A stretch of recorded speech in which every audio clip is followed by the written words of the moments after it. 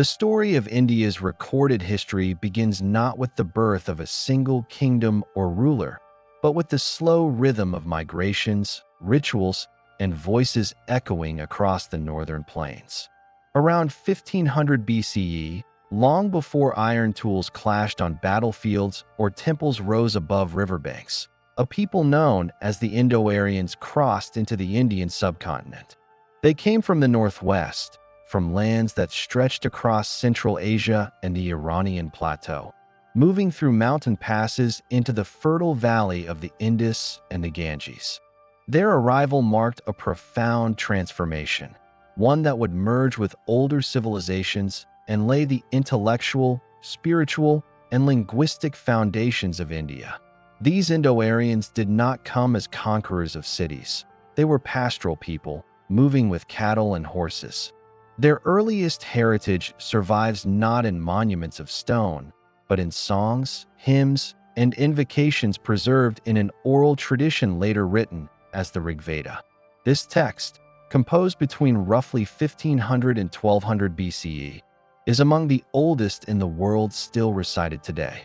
Through its verses, we glimpse the rhythm of early Vedic life, gods of thunder and fire, families gathered around sacred fires, priests chanting to the heavens, and warriors seeking divine favor in battle. But behind those hymns lies a more practical world, one where village settlements grew along riverbanks, organized around kinship and cattle wealth.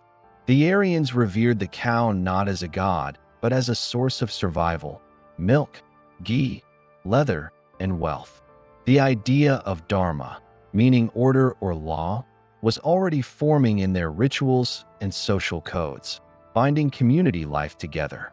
Archaeology tells another story running parallel to this migration. Even as the Indus Valley civilization, the great urban culture that built Mohenjo-daro and Harappa, was fading, its remnants remained. Pottery styles, urban planning, and irrigation systems endured in places where Aryan settlers mingled with older populations. This fusion gave rise to a cultural transition, from the urban sophistication of the Harappans to the agrarian, ritual-centered society of the early Vedic Age. The landscape itself shaped this new civilization. The Sapta Sindhu, or Land of Seven Rivers, was its cradle. These included the Indus, Sarasvati, and other tributaries that nourished farmlands and sustained life. The Sarasvati River, celebrated in the Rig Veda, eventually dried up, perhaps due to tectonic shifts or climate change, driving migrations eastward toward the Ganges. Over centuries, this slow eastward movement would define the direction of Indian civilization, as communities shifted from the northwestern plains into the heart of the subcontinent. The Rig Veda's hymns describe a society divided by skill and duty rather than rigid birth. There were warriors, kshatriyas, priests, brahmins, herders and cultivators, vaishyas, and laborers, shudras. At first, this varna system was fluid, more about function than hierarchy. But in time, as rituals grew complex and the role of priests expanded, these divisions hardened into the caste structure that would shape Indian life for millennia. Religion and ritual occupied the core of this early society. The Vedic gods were elemental and alive. Indra, the thunder-wielding warrior. Agni, the fire that carried offerings to the heavens. Varuna, the guardian of cosmic order. And Soma, the mysterious god of the ritual drink that inspired visions. Fire altars were built, mantras were recited, and sacrifices were performed to maintain harmony between the mortal and the divine. This ritual framework would evolve into one of the most intricate spiritual traditions in world history. Language, too, became a vessel of power. The Aryans spoke an early form of Sanskrit, whose precise sounds and rhythms made it ideal for memorization and recitation. Through Sanskrit, India gained one of its greatest tools for cultural continuity. The priests, or rishis, who preserved and transmitted these hymns became custodians of knowledge, passing it through generations by oral repetition. The stability of this oral tradition, sustained for over 3,000 years, ensured that India's earliest ideas of the cosmos, law, and morality would endure long after kingdoms rose and fell. By around 1200 BCE, the Indo-Aryan world had spread eastward into the Ganges-Yamuna doab, forming small tribal chiefdoms called Janapadas. These were not yet kingdoms, but family-based territories, ruled by assemblies, Sava and Samiti. This early democratic element, where elders debated and made communal decisions, would later inspire India's long tradition of councils and republics.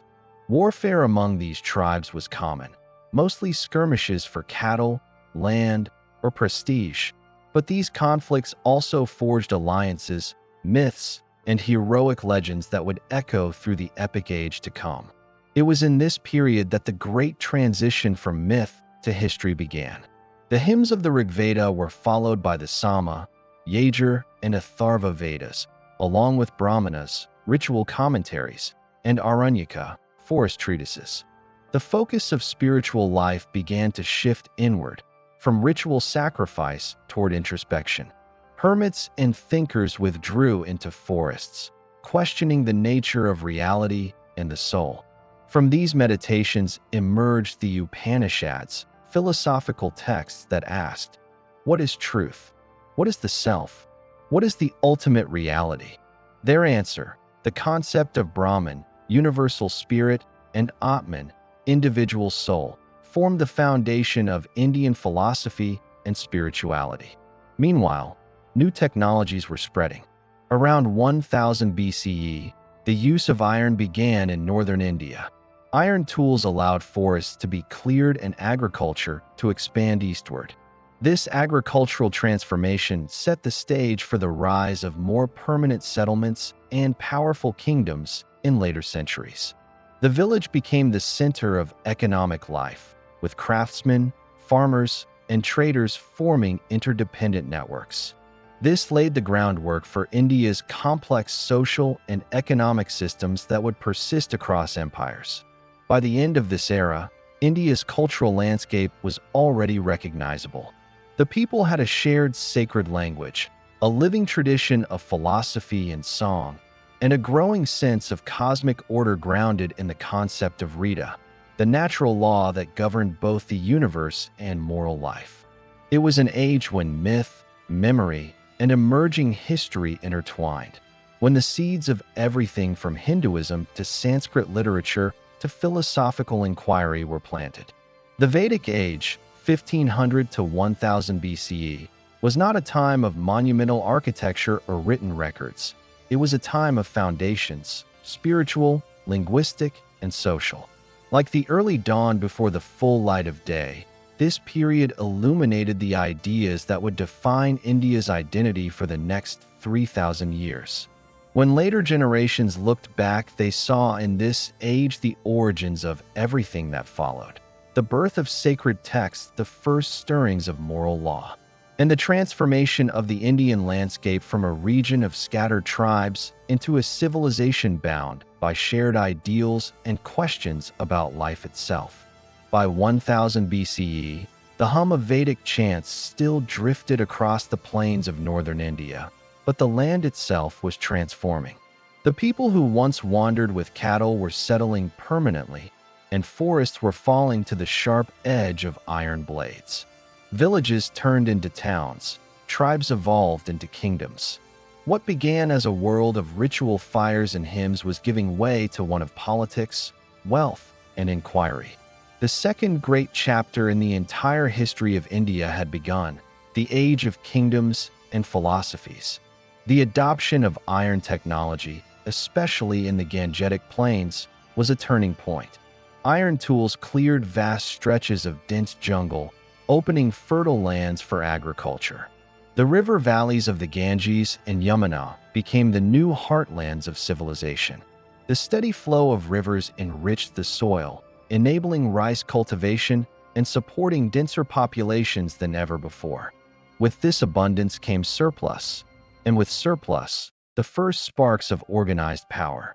Small tribal settlements, known as Janapadas, gradually evolved into early states. Among the most prominent were the Kuru, Panchala, Kosala, Videha, Magadha, and Kashi kingdoms. These kingdoms were ruled by hereditary monarchs, but traces of the old tribal assemblies, the Sava and Samiti, still survive, giving rise to early forms of consultation and debate. The fusion of kinship, ritual, and governance produced a unique system. Power was both divine and moral. A king ruled not merely by conquest, but by dharma, the righteous order that linked earthly law to cosmic law. The Kuru kingdom, centered around modern Haryana and Delhi, became the first major political and cultural center of the late Vedic world. Its rulers systematized religious rituals and codified the sacred texts into a structured form. The Brahmanas and Upanishads reached maturity under their patronage, marking a shift from poetic hymns to philosophical depth. To the east, Videha, in modern Bihar and Nepal, emerged as a hub of intellectual ferment. There, thinkers began to look beyond ritual sacrifice toward the meaning of existence itself. The kingdom's most renowned ruler, King Janaka, was remembered as a philosopher king, a ruler who hosted discussions on the soul, morality, and truth. The spiritual teachers of this period, men like Yajnavalkya, would later influence the moral vocabulary of India for millennia. As power moved eastward, the social fabric thickened. The Varna system, once fluid, became more rigid. Priestly authority grew, supported by the emerging Brahmin class that specialized in ritual, language, and law. The Kshatriyas, warrior rulers, were both protectors and challengers of priestly dominance. This subtle rivalry between spiritual and temporal power would shape India's later history, from the epics of the Mahabharata to the moral struggles of the Mauryan kings. By around 800 BCE, India's intellectual life was thriving. The Upanishadic age had dawned.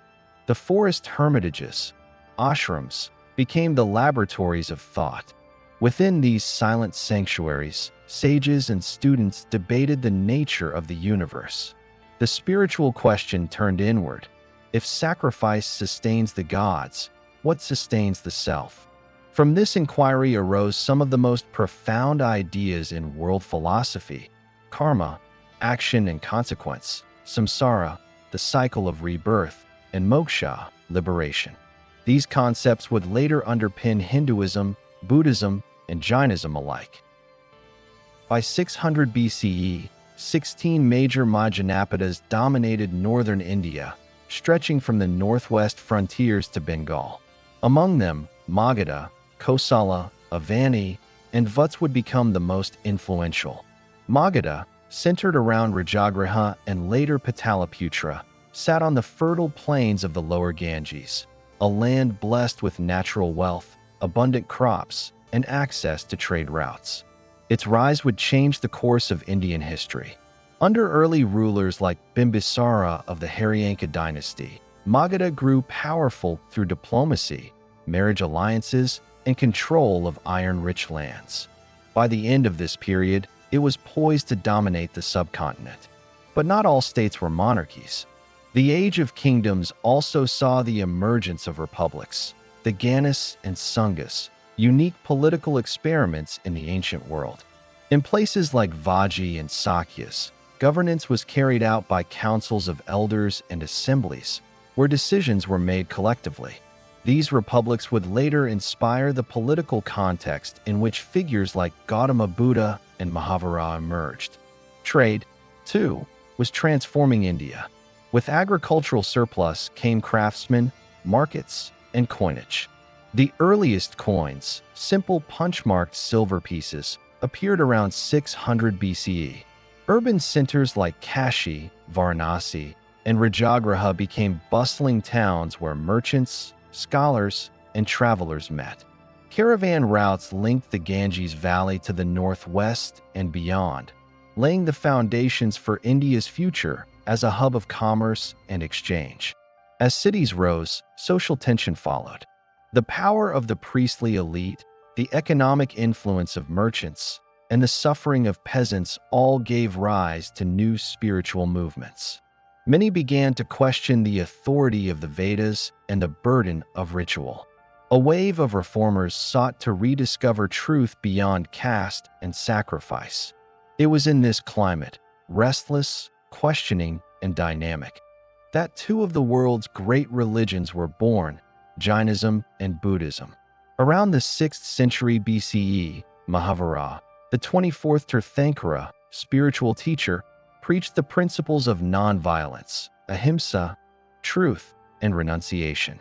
He rejected the idea of divine creation and emphasized personal responsibility for liberation through self-discipline. At nearly the same time, in the kingdom of Kapilavastu, a prince named Siddhartha Gautama, later known as the Buddha, renounced his royal life in search of an end to human suffering. His enlightenment at Bodh Gaya, under the Bodhi tree, around 528 BCE, marked a watershed in Indian history. Buddhism spread rapidly because it spoke to all classes, breaking barriers of birth and caste. The message of these teachers echoed the philosophical soil prepared by the Upanishads, but gave it new life. By the close of this age, India had entered a new kind of civilization, literate in philosophy, vibrant in trade, and rich in political experimentation. The simplicity of the early Vedic world had given way to the complexity of empire and enlightenment. Every force that would shape the next 2,000 years, kingship, urbanization, spiritual reform, and moral law, was already in motion. In the Gangetic Plains, Magadha stood ready to rise. Its rulers would soon unify the land into India's first empire. But for now, the world of 1000 to 500 BCE stands as a bridge between ritual and philosophy, between myth and history. It was an age when iron and thought were both forged in equal measure, when India learned not only how to rule, but how to question the nature of existence itself. By 500 BCE, the plains of northern India had become a mosaic of kingdoms, republics, and bustling cities. The chants of the Vedas still echoed in temples, but new voices were rising, the voices of merchants, monks, and philosophers. The soil of the Ganges Valley, once ruled by small clans, was now the stage for fierce competition between the Mahajanapadas. Among these 16 great realms, one would emerge to dominate them all: Magadha, the cradle of India's first empire. Magadha's rise was no accident. Nature had given it the perfect foundation for power. The region, lying in modern-day Bihar, was cradled by rivers, the Ganges, Sun, and Kampa, which nourished its lands and connected it to distant markets. Its soil was fertile, its forests rich in timber, and beneath the ground lay veins of iron ore. Control of these resources meant control of wealth, weapons, and war. From its capital at Rajagraha and later Pataliputra, Magadha was poised to unify India. The first great architect of this power was King Bimbisara of the Haryanka dynasty, ruled c. 543 to 492 BC. He expanded Magadha's borders through both warfare and diplomacy. He married the princess of Kosala, gaining a fertile province as dowry, and allied himself with Lichavi, one of the powerful republics to the north. Bimbisara's reign saw the rise of organized administration, a council of ministers, fortified cities, and a network of roads that tied the kingdom together. But beyond the courtly splendor, Bimbisara lived in a time of profound spiritual change. In the forests and towns of his kingdom walked two men whose teachings would reshape Asia: Gautama Buddha and Mahavira. Bimbisara became an early patron of the Buddha, offering him the bamboo grove at Rajagraha, where many sermons of the Tripitaka were later recorded. Thus, Magadha was not only a seat of kingship, but also a cradle of enlightenment. When Bimbisara's son Ajatashatru seized the throne, c. 492 to 460 BC, Magadha's ambitions grew sharper. Ruthless and determined, he imprisoned his own father to claim power. Under his rule, Magadha waged wars against Kosala and the Vaji Confederacy, using innovations such as fortified towers, catapults, and even early forms of siege engines, the first recorded in Indian warfare. His capital moved from Rajagriha to Pataliputra, a strategically located city on the Ganges that would later become one of the greatest capitals of the ancient world. By the end of the 5th century BCE, Magadha had subdued much of northern India. The smaller republics faded, the old tribal systems disappeared, and kingship consolidated. The region now stood on the brink of empire, but beyond India's borders, new storms were forming. In 327 BCE, Alexander of Macedon invaded the northwestern fringes of the subcontinent. After conquering Persia, he crossed the Hindu Kush into the Indus Valley. The cities of Taxila and Multan fell, and local rulers submitted to the young conqueror. His campaigns reached as far as the Hyphasis River, Beas, where his weary soldiers refused to march further east. Though Alexander never entered the Ganges plain, the echoes of his invasion reverberated across India. It revealed both the weakness of fragmented states and the need for unification under a single power. Out of this vacuum rose one of history's most brilliant political minds, Chanakya Kautilya. A scholar and strategist from Taxila, he envisioned a united India under a strong central rule. His teachings, preserved in the Arthashastra, remain one of the world's earliest treatises on statecraft, pragmatic, unsentimental, and deeply insightful. Chanakya found his instrument in a young man of humble origin, Chandragupta Maurya. Born around 340 BCE, Chandragupta was a man of both charisma and cunning. Trained by Chanakya, he organized an army and overthrew the Nanda dynasty of Magadha around 321 BC, marking the beginning of the Mauryan Empire, India's first true imperial state. From its capital at Pataliputra, the Mauryan administration stretched over much of the subcontinent. It was an empire of unprecedented scale, rivaling Persia and Rome in its organization and vision. Chandragupta's rise coincided with the withdrawal of Alexander's successors, the Seleucids, from the northwestern provinces. In 305 BCE, he faced Seleucus I Nicator, one of Alexander's generals, in battle.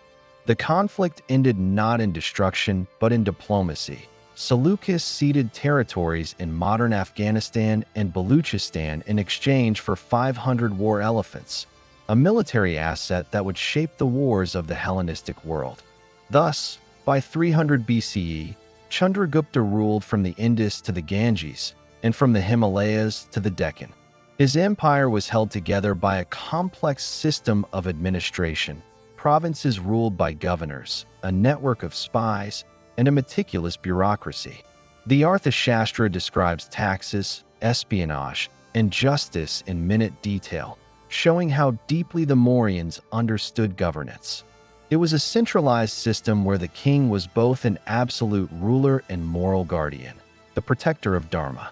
After years of rule, Chandragupta abdicated the throne, converted to Jainism, and retired to Shravanabelagala in southern India, where he is believed to have died in fasting meditation, a fitting end for a ruler born in ambition but redeemed in renunciation. His son Bindusara, c. 297 to 273 BCE, continued his father's legacy, expanding the empire southward into the Deccan Plateau. But it was under Ashoka, Chandragupta's grandson, that the Mauryan Empire reached its zenith and became immortal in history. When Ashoka ascended the throne around 268 BCE, the empire stretched across nearly all of India except the far south. His early reign was marked by conquest, none more brutal than the Kalinga War, c. 261 BCE. Ancient sources record the horror of that campaign. Over 100,000 killed, 150,000 deported, and countless others suffering in the aftermath. But from the ashes of Kalinga rose a new Ashoka, no longer a conqueror, but a seeker of peace. Haunted by the devastation, Ashoka embraced Buddhism. His transformation was profound. He renounced violence, promoted ahimsa, nonviolence, and sought to rule by moral persuasion rather than fear. Across his vast realm, he erected edicts carved in stone and rock, inscribed in the Prakrit language and local scripts. These edicts remain some of the earliest decipherable written records in Indian history. They speak of compassion, tolerance, justice, and the welfare of all beings, human and animal alike. Ashoka's message was universal. That power was meaningful only when guided by righteousness, Dhamma. He built stupas, monasteries, and roads, and sent missionaries to distant lands, Sri Lanka, Central Asia, and even the Hellenistic kingdoms. His reign connected India not only internally, but with the wider world. Under him, Pataliputra became a cosmopolitan capital, a city of scholars, monks, merchants, and envoys. Yet, the very ideals that made Ashoka great also weakened imperial authority. His emphasis on moral governance diminished the rigid structures of administration and military control. After his death around 232 BCE, the Mauryan Empire began to fragment. Provincial governors asserted independence, foreign invasions from the northwest resumed, and economic vitality declined. By 185 BCE, the last Mauryan ruler, Brihadratha, was assassinated by his general Pushyamitra Shunga, marking the end of the Mauryan dynasty. India once again fractured into regional powers, the Shungas, Satavahanas, and Indo-Greeks, each claiming fragments of the Mauryan legacy. But the impact of this age would endure. The Mauryan Empire had achieved something extraordinary, the first unification of India under a single political and moral vision. It established the idea of empire not as mere dominion, but as stewardship guided by Dharma. It laid the foundations of administration, diplomacy, and governance that later kingdoms would emulate. Above all, it showed that India's story was not simply one of conquest, but of conscience, a civilization capable of both power and reflection. By the close of 185 BCE, the golden age of Mauryan unity had faded, but its echoes lingered in stone pillars, Buddhist monasteries, and the memory of Ashoka's wheel, a symbol that still turns at the heart of modern India's flag. The death of Brihadratha Maurya in 185 BC marked more than the fall of a dynasty. It marked the collapse of India's first great empire. The dream of unity that Chandragupta had forged and Ashoka had ennobled dissolved into a mosaic of kingdoms and republics. Yet this was not an age of decay. It was an age of transformation, when India became a crossroads of worlds, faiths, and peoples. The centuries between 185 BCE and 320 CE witnessed invasions and migrations, but also synthesis, the quiet fusion of ideas that reshaped the subcontinent forever. The immediate aftermath of Ashoka's death saw the rise of the Shunga dynasty. Founded by Pushyamitra Shunga, a Brahmin general who had assassinated the last Mauryan ruler, the Shungas ruled from Pataliputra and sought to restore orthodox Hindu traditions. Pushyamitra's reign, c. 185 to 149 BCE, was marked by both revival and conflict. Ancient Buddhist sources accuse him of persecuting Buddhists and destroying monasteries, though archaeological evidence paints a more complex picture. What is clear is that the state's patronage shifted back toward Vedic rituals and Brahmanical rites, signaling the first visible turn of India's spiritual pendulum, from the universal ethics of Ashoka's Dhamma back to ritual orthodoxy. Despite this ideological shift, art and learning continued to flourish. The Shunga period gave birth to the magnificent Bharhut and Sanchi stupas, whose gateways and railings, carved with delicate figures of elephants, dancers, and celestial beings, represent some of the finest examples of early Indian sculpture. These monuments, blending narrative art with sacred symbolism, marked the dawn of India's great sculptural tradition. But the Shungas' control never extended far beyond the Ganges Valley. To their west, new powers rose from the ashes of the Mauryan world. The Indo-Greeks, successors to Alexander's eastern satraps, established kingdoms across Gandhara, Bactria, and Punjab. Around 180 BCE, Demetrius I invaded India, establishing Greek rule in cities like Taxila and Sagala, Sialkot. The most famous of these rulers, Menander I, Milinda, reigned around 165 BCE and became immortalized in Buddhist tradition through the text Milindapanya, the Questions of King Milinda. In dialogue with the monk Nagasena, the king debated the nature of self and enlightenment, ultimately converting to Buddhism. This exchange between Greek rationalism and Indian spirituality was one of history's great intellectual encounters. It birthed Greco-Buddhist art, visible in the statues of Gandhara, serene Buddhas draped in flowing Hellenistic robes, their faces bearing a blend of Indian calm and Greek idealism. The Gandharan style would later influence Buddhist imagery across Asia, from Central Asia to China and Japan. While the Indo-Greeks ruled the northwest, the Shakas, Scythians, nomadic tribes from Central Asia, swept into India around the 1st century BCE. They conquered parts of western India, including Gujarat and Malwa, establishing their rule under the Western Kshatrapas. The most powerful of them, Rudrudman I, reigned c. 130 CE, left behind one of the earliest known inscriptions in Sanskrit, the Junagadh inscription, praising his conquests and administrative skill. It was a sign that Sanskrit, once confined to ritual, was now becoming a language of statecraft and culture. Amidst this political fragmentation, trade became the thread that held India's civilization together. By 100 BCE, India's merchants were navigating routes that stretched from the Roman Empire to Southeast Asia. Roman gold coins have been found in abundance in Tamil Nadu, evidence of thriving trade between India and the Mediterranean world. Roman writers like Pliny the Elder lamented the empire's outflow of gold for Indian spices, silks, and gems.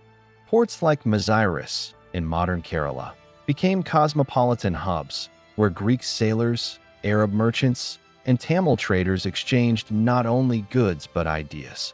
Far to the south, in the fertile Tamil country, 3 great kingdoms, the Chera, Chola, and Pandya, flourished during what is now called the Sangam Age, c.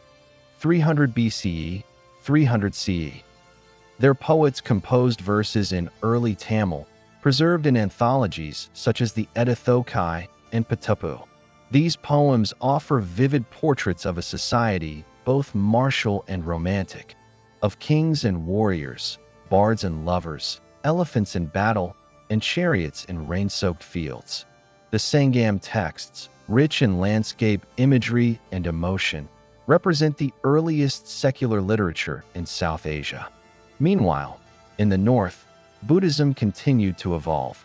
The Kushan Empire, rising in the 1st century CE, became its greatest champion. The Kushans were a branch of the Yuezhi nomads who migrated from Central Asia into Bactria and then India. Their most celebrated ruler, Kanishk the Great, reigned c. 127 to 150 CE, ruled from Peshawar to Varanasi, presiding over a realm that bridged the worlds of Iran, Central Asia, and India. Kanishk's empire became a crucible of cultural fusion. Iranian motifs, Greek art, and Indian spirituality intertwined under his rule. Kanishk convened the 4th Buddhist Council at Kundalavana, Kashmir, which led to the formal establishment of Mahayana Buddhism, a branch emphasizing compassion, the bodhisattva ideal, and the universal accessibility of enlightenment. From Kanishk's empire, Buddhism radiated outward through trade routes, the Silk Roads, to China, Korea, and beyond. In many ways, the Kushan Empire globalized Indian spirituality, spreading the message of the Buddha across continents. Under the Kushans, the Gandhara and Mathura schools of art flourished. In Gandhara, The Buddha was portrayed with Greco-Roman realism, while in Mathura, he appeared in a more Indianized form, powerful, symbolic, and serene. These two styles together gave birth to the enduring iconography of Buddhism. Economically, this was an age of prosperity. The Kushans minted gold coins bearing images of Greek, Persian, and Indian gods, a testament to their cosmopolitan worldview. Cities like Mathura, Sanchi, and Ujjain thrived as centers of trade and pilgrimage. Inland routes connected the Ganges Valley to the Arabian Sea, while maritime trade linked India to Egypt, Arabia, and Southeast Asia. Indian textiles, spices, ivory, and gemstones became prized commodities, enriching the subcontinent's economy.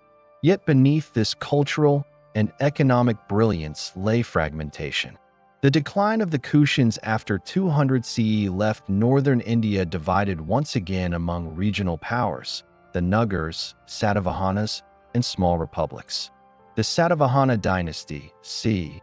1st century BCE, 3rd century CE, ruled much of the Deccan from Pradesthana, Pathan. They maintained inland trade, supported both Hinduism and Buddhism, and oversaw the construction of cave complexes like Ajunta and Nasik, decorated with frescoes and carvings that reflected everyday life, devotion, and artistic mastery. This age of division also witnessed a profound philosophical transition. The encounter of Greek logic, Persian dualism, and Indian metaphysics enriched intellectual thought. Schools of Hindu philosophy, Samkhya, Yoga, and Vaisheshika, matured during this period, systematizing ideas that had evolved from earlier Vedic speculation. Buddhism and Jainism continued to coexist with Hindu reform movements, and the concept of bhakti, personal devotion to a deity, began to take root, foreshadowing a shift in India's religious landscape. By 300 CE, after centuries of flux, India stood at a crossroads once more. Politically fragmented yet intellectually vibrant, it was ready for another unifying power, one that would consolidate its spiritual and cultural achievements into a new golden age. That power emerged from the Gangetic heartland, where a small kingdom called Magadha, once the cradle of the Mauryas, was again rising under a new dynasty. Its name would become synonymous with classical Indian civilization, the Guptas. The age of division had lasted 500 years, but it was not an age of decline. It was an age of dialogue between conquerors and sages, Greeks and Brahmins, artists and ascetics. From this crucible emerged a civilization that had learned to absorb without losing itself, to adapt without surrendering its soul. By 320 CE, India was ready to be reborn once again, not through conquest, but through culture, learning, and imagination. By 320 CE, the turbulence of centuries began to settle. From the ancient heartland of Magadha, where empires had risen and fallen, a new dynasty emerged, the Guptas. Their ascent marked a turning point, not merely in politics, but in civilization itself. For over 200 years, India would experience a rare harmony of power, art, and intellect. Historians later called it the Golden Age of India, an era when the country's spiritual and scientific brilliance reached a height rarely matched in human history. The story begins with Chandragupta I, not to be confused with his Mauryan namesake of 5 centuries earlier. Around 320 CE, he consolidated his rule over Magadha, Prayaga, modern Allahabad, and parts of Bengal. He adopted the grand imperial title Maharaja, King of Kings, signaling a vision far beyond local dominance. Through alliances, particularly his marriage to Kumaradevi, a princess of the Lichavi clan, Chandragupta unified northern India's key regions under one banner. His successors would expand this realm into one of the most stable and prosperous empires in Indian history. Yet unlike the Mauryas, the Guptas ruled less through bureaucracy and more through a network of loyalty and local autonomy. Provinces were managed by governors and feudatory chiefs, often hereditary, who owed allegiance to the emperor. It was a subtler form of governance, one that balanced central authority with regional freedom. When Samudragupta, Chandragupta's son, ascended the throne around 335 CE, the empire's ambitions grew boundless. Known as the Napoleon of India for his conquests, Samudragupta's military campaigns are immortalized in the Allahabad pillar inscription, carved by his court poet Harisena. It recounts his victories over kings of Aryavarta, northern India, forest tribes, and southern monarchs. Yet, unlike conquerors who sought destruction, Samudragupta often reinstated defeated rulers as vassals, integrating them into his imperial network. This strategy, conquest through inclusion, gave the Gupta Empire its longevity. But Samudragupta was more than a warrior. He was a patron of art, music, and learning. Coins minted during his reign depict him playing the veena, symbolizing the fusion of martial might and cultural refinement. Under his rule, the empire prospered. Trade routes across the Ganges Valley thrived once again. Artisans, poets, and scholars flourished under royal patronage. The atmosphere of intellectual freedom and prosperity gave rise to one of the most extraordinary flowerings of human creativity ever recorded. After Samudragupta came Chandragupta II, also known as Vikramaditya, reigned c. 380 to 415 CE, who extended the empire to its zenith. Through both conquest and diplomacy, he expanded Gupta influence from the Bay of Bengal to the Arabian Sea. His triumph over the Western Kshatrapas in Gujarat opened access to vital seaports, linking India to international trade networks across the Roman world and Southeast Asia. The empire's wealth grew immense. Gold coins from this era, intricately designed and remarkably preserved, testify to the economic vitality of the time. But it was not merely an age of gold, it was an age of wisdom. In Chandragupta II's court, Kalidasa, India's greatest poet and dramatist, his works, such as Abhijnanasakuntalam, the recognition of Shakuntala, and Meghaduta, the Cloud Messenger, remain masterpieces of Sanskrit literature, blending natural imagery with human emotion and metaphysical reflection. Shakuntala would, centuries later, mesmerize European audiences when translated into English and German, influencing writers like Goethe and shaping global perceptions of India's classical culture. This era also saw the rise of great minds in science, mathematics, and astronomy. The mathematician Aryabhata, writing around 499 CE, calculated the value of pi, proposed that the Earth rotates on its axis, and developed early concepts of zero and the decimal system, achievements that would eventually spread to the Islamic world and, through it, to Europe. The astronomer Varahamihara and physician Sushruta contributed to works on cosmology and surgery that remained authoritative for centuries. In centers like Nalanda, Takshashila, and Ujjain, thousands of students studied logic, grammar, medicine, and philosophy. The Nalanda University, founded during this era in present-day Bihar, became the world's first great residential university. At its height, it attracted scholars from China, Korea, and Tibet. Its vast libraries and monastic halls embodied the intellectual openness that defined Gupta India, a civilization confident enough to seek truth through reason and debate. Culturally, Gupta art achieved a synthesis of beauty, balance, and spirituality. The sculptures of Sarnath and Mathura depict serene Buddhas and graceful deities carved in smooth sandstone, capturing both divine stillness and human warmth. This artistic style became the foundation for later Buddhist art across Asia. The Ajanta caves, decorated during the Gupta period, contain frescoes of exquisite color and detail, scenes of royal life, devotion, and compassion rendered with remarkable naturalism. Religion, too, transformed. While Buddhism and Jainism continued to flourish, the Gupta age witnessed a revival of Hinduism in its classical form. Temples dedicated to Vishnu, Shiva, and Devi began to appear across the subcontinent, built in stone and adorned with intricate carvings. The Puranas, vast compendia of myth, cosmology, and theology, were compiled, creating a new sacred canon that unified diverse regional traditions.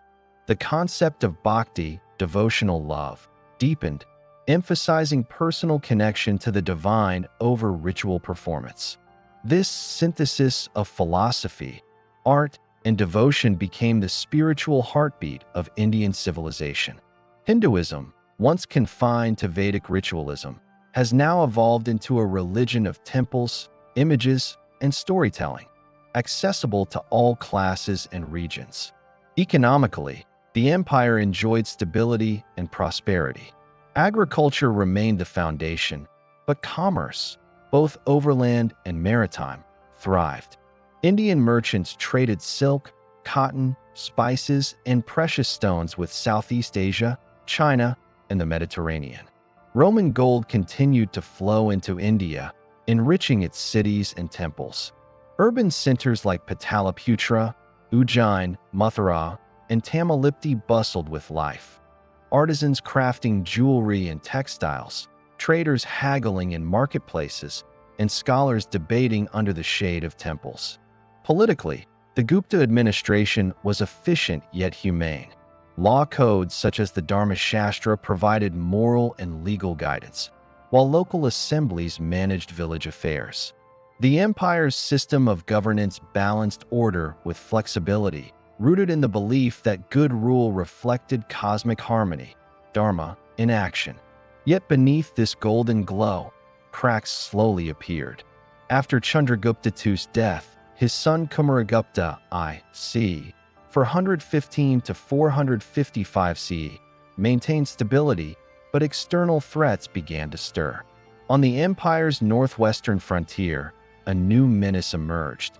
The Huns, Central Asian tribes akin to the Huns who ravaged Europe. Their incursions into India marked the beginning of the end for Gupta dominance. By the time of Skandagupta, reign c. 455 to 467 CE, the empire's resources were stretched thin. Skandagupta fought valiantly against the Hunna invasions, defeating them initially, but the cost was immense. Trade routes were disrupted, provinces grew restive, and the central treasury strained. The later Guptas could no longer maintain the vast bureaucracy or armies their ancestors had sustained. By 550 CE, the empire had splintered. Independent kingdoms reappeared in Bengal, Malwa, and the Deccan. The once mighty capital of Pataliputra fell into decline, and the great age of classical unity came to an end. But though the empire crumbled, its legacy endured. The Guptas had done more than rule. They had defined what it meant to be Indian. Their era forged the artistic, philosophical, and scientific frameworks that would shape South Asian civilization for over a millennium. The decimal system, temple architecture, Sanskrit poetry, and the concept of Dharmic kingship, all were Gupta gifts to history. When later generations looked back, they saw in the Guptas a golden mirror, a memory of harmony between material achievement and spiritual depth, of rulers who wielded power not through fear, but through culture and intellect. Even centuries later, poets would invoke the name Vikramaditya as the symbol of ideal kingship, and scholars across Asia would revere the learning that blossomed in Gupta India. The Golden Age ended, but its light did not fade. It became the standard by which future empires, from the Cholas of the south to the Mughals of the north, would measure themselves. The Guptas proved that India's greatness did not depend solely on empire or conquest, but on an enduring capacity for wisdom, beauty, and balance. By 550 CE, India's unity was once more divided, yet her civilization stood stronger than ever. The torch of learning and faith would pass to new dynasties, but the memory of this golden era would forever remain the shining heart of India's long, unbroken story. When the Gupta Empire dissolved around 550 CE, India once again fragmented into smaller kingdoms. Yet, this was no descent into darkness. Rather, it was an era of transformation, of shifting centers of power, flourishing regional cultures, and the slow but steady arrival of new ideas from beyond the northwest frontier. The land that had known golden empires now turned inward, nurturing traditions that would give India its diverse and layered identity. In the north, as Gupta authority waned, the Pushyabhutis rose in Thanesar, near modern Haryana. Their greatest ruler, Harshavardhana, would briefly reunite much of northern India. When Harsha ascended the throne around 606 CE, his reign represented the last flicker of classical unity before the medieval mosaic took shape. A scholar and warrior, Harsha combined administrative skill with deep devotion to learning and religion. Under Harsha, Kannauj became the imperial capital, and his rule stretched from Punjab to Bengal. Chinese traveler Xuanzang, who visited his court in 643 CE, described a benevolent monarch who banned animal slaughter, built hospitals, and organized grand assemblies of scholars. Harsha's court, rich with poets and philosophers, stood as the last echo of Gupta brilliance. Yet after he died in 647 CE, no successor could hold his realm together. Northern India again fragmented into a patchwork of kingdoms, a reflection of India's perennial rhythm between unity and diversity. Meanwhile, in the Deccan Plateau, new powers emerged. The Chalukyas of Badami, ruling from 543 to 753 CE, rose as a formidable dynasty. Under Pulakshin II, reigned 610 to 642 CE, they expanded across central India, repelling northern invasions and establishing a strong naval presence. His reign was so renowned that even Emperor Harsha's northern army failed to conquer the Deccan. Pulakshin's inscriptions, carved in rock and stone, spoke proudly of his empire's reach from sea to sea. The Chalukyas were patrons of architecture and art, leaving behind masterpieces such as the rock-cut temples of Aihole, Patadakal, and Badami, early experiments that would evolve into the grand Dravidian and Nagara styles of later centuries. Their monuments tell the story of an India where kings competed not only in battle, but also in creativity. To their south rose the Pallavas of Kanchipuram, 4th to 9th century CE, who transformed Tamil Nadu into a center of artistic excellence. The Pallava kings, particularly Mahendravarman I and Narasimhavarman I, built magnificent temples like the Shore Temple and the rock sanctuaries of Mahabalipuram, blending art and devotion in stone. Their rivalry with the Chalukyas produced not just wars, but waves of cultural innovation that defined southern Indian civilization.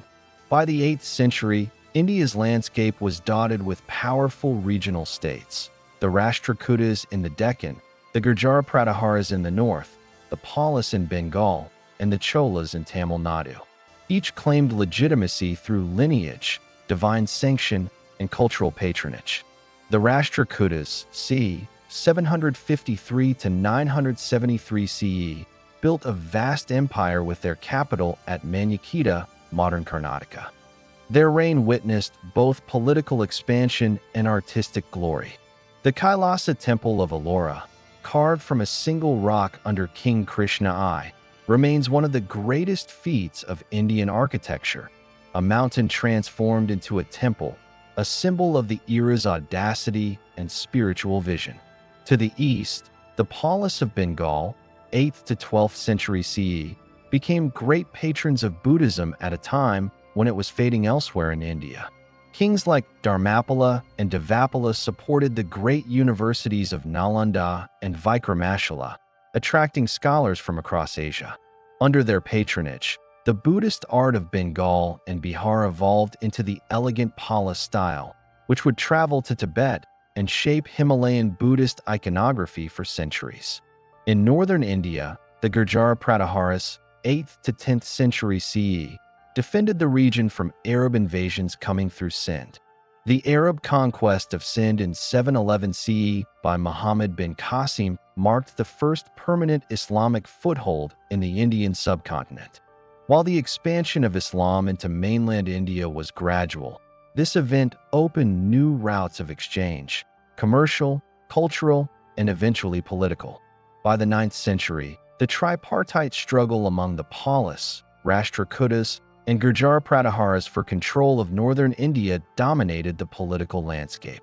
No single power prevailed, but the competition fueled economic and cultural dynamism. India's economy thrived on agriculture, crafts, and international trade, linking ports on the west coast to Arabia and Africa, and on the east to Southeast Asia.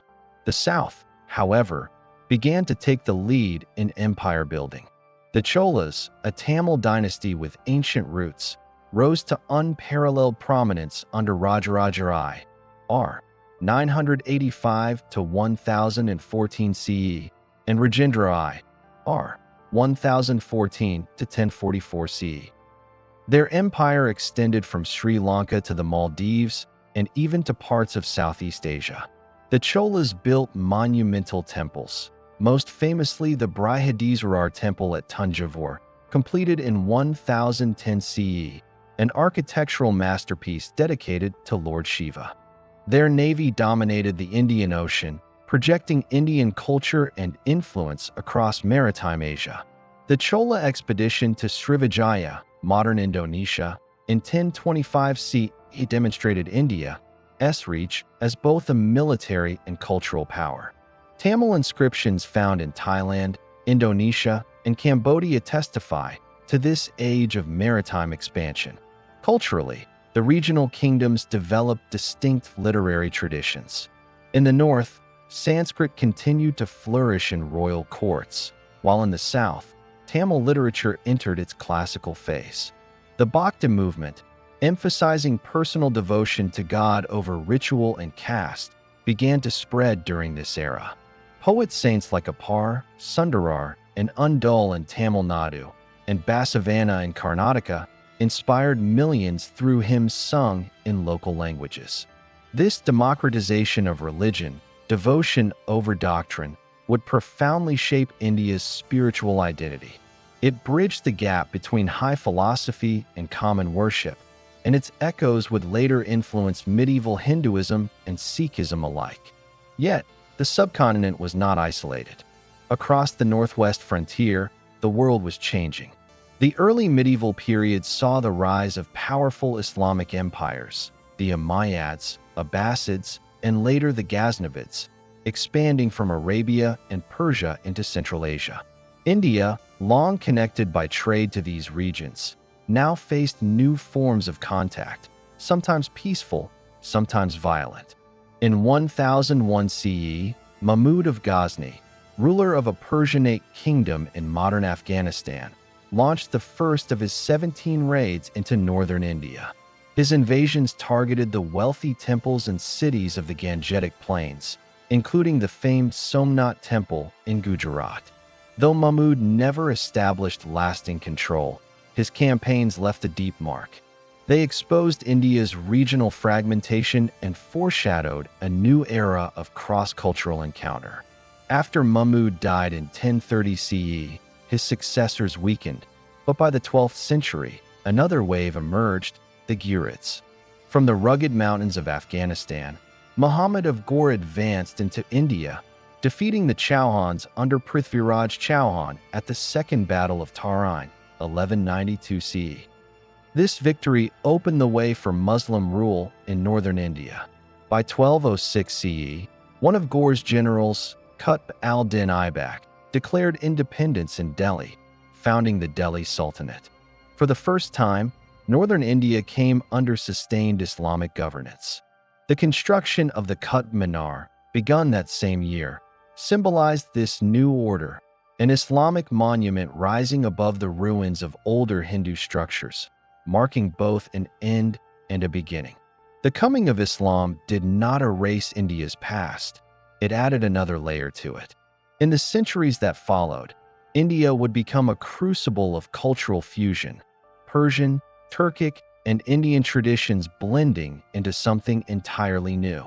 But before that synthesis could emerge, India first had to experience the turbulence of conquest and the transformation of faith and power. The period from 550 to 1206 C was, therefore, neither an age of decline nor a mere transition.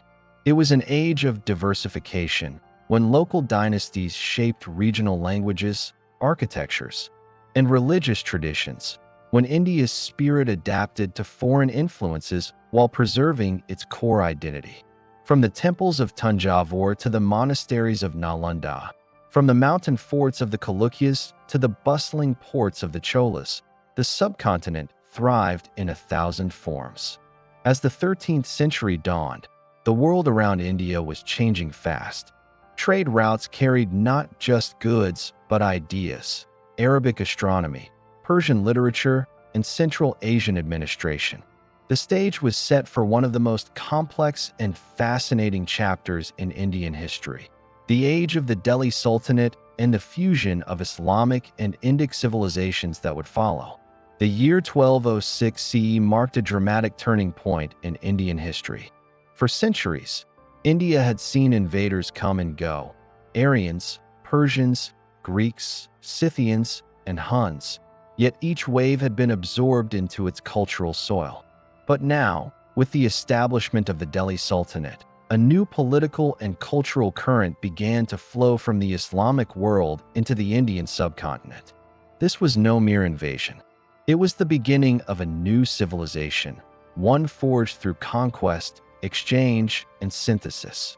It began with a slave. Qutb al-Din Aibak, once a Turkic slave in the service of Muhammad of Ghor, rose to power after his master died in 1206.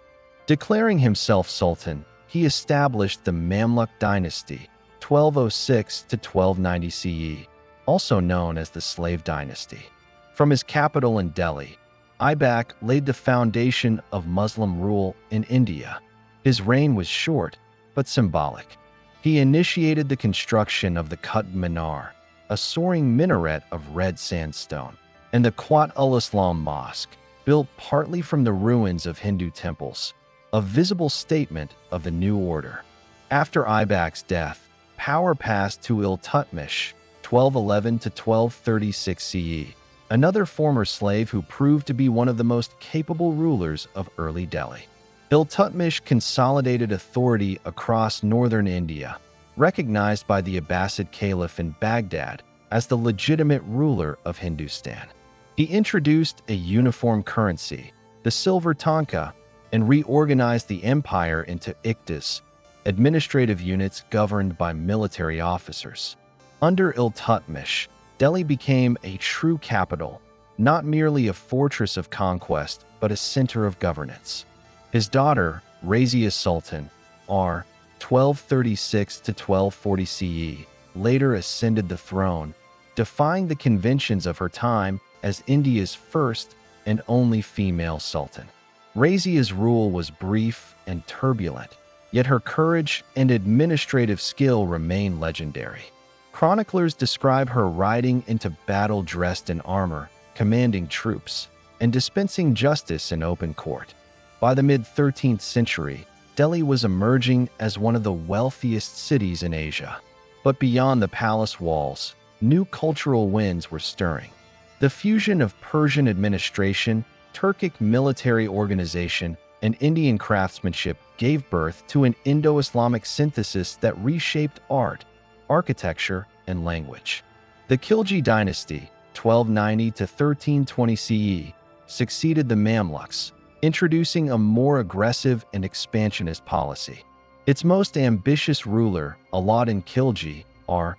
1296 to 1316 CE, transformed the Sultanate into a formidable military state. He conquered Gujarat, Ranthambore, and Chittor, pushing his armies deep into the Deccan. His invasions were as strategic as they were symbolic, attempts to unify the subcontinent under a single banner. Alauddin was not merely a conqueror, he was also a reformer. He implemented strict price controls, regulated grain storage, and reorganized taxation. His intelligence networks span the empire, curbing rebellions and corruption. Chroniclers like Amir Khusro, the great Indo-Persian poet and courtier, recorded both his ruthlessness and his brilliance. It was during this period that India's first contact with the Mongol invasions occurred. While much of Asia burned under Mongol expansion, Aladdin's fortifications and military reforms successfully repelled multiple Mongol attacks, preserving the subcontinent from the devastation that swept across Central Asia and Persia. Yet, even in this age of war, the arts flourished.